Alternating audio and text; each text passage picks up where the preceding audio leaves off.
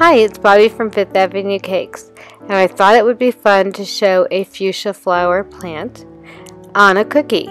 So what you're going to need is a tip number 1, a tip or nozzle number 1.5, a tip or nozzle number 2, a petal tip about 57 or 101S, and 2 parchment bags that you will cut with a V cut in them so that you can make your own leaf tips. And for the colors of this flower, you will also need to make up some fuchsia colored royal icing.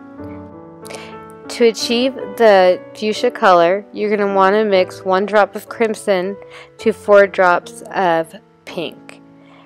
For the pale pink, I did about a toothpick of brown and a little toothpick of pink. And then for the green, you can use any type of sage green that you have. You don't need to specially mix that. So mix up your icing and let's start designing a fuchsia spray. Pipe your vine in kind of an S shape. Then with your petal nozzle, ruffle in a few flowers and petals. For the larger flower, you want to ruffle in 3 or 4 petals, and for the bud, you're going to want to ruffle just 1. Then you're going to want to put your long stamens in with your fuchsia color and a number 1 nozzle. At the end of each stamen, you want to have a little bead. And you want to be sure it's a bead, not a mountain peak, so have your damp brush ready in case you need to take down some peaks. With a number 2 nozzle, pipe out an elongated carrot shape and put a bead at the end of it.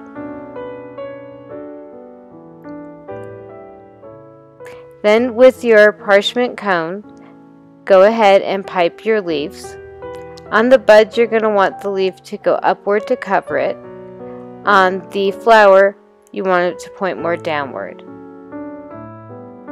With your 1.5, attach each flower to the main vein by adding in smaller veins with a little bit of a curve.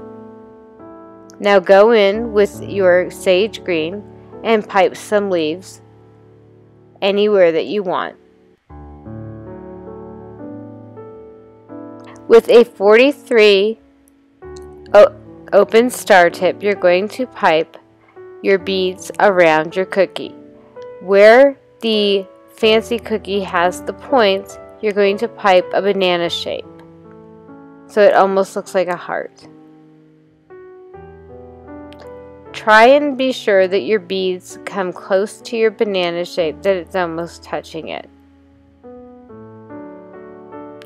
Now with a number 1 nozzle, you're going to overpipe with a C curve over each of your beads, starting in the center and coming around and releasing your pressure at the end of each bead. When you get to your banana shape, you're going to pipe on the outside a larger C curve. Continue piping around the cookie.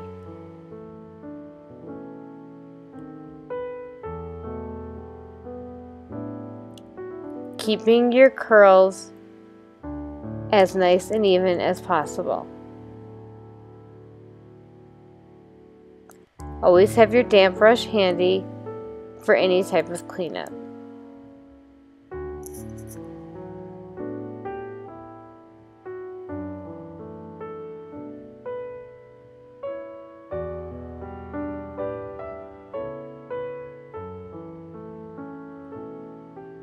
Remember to increase your pressure as you start your C curve and decrease it as you come and pull out towards the bottom.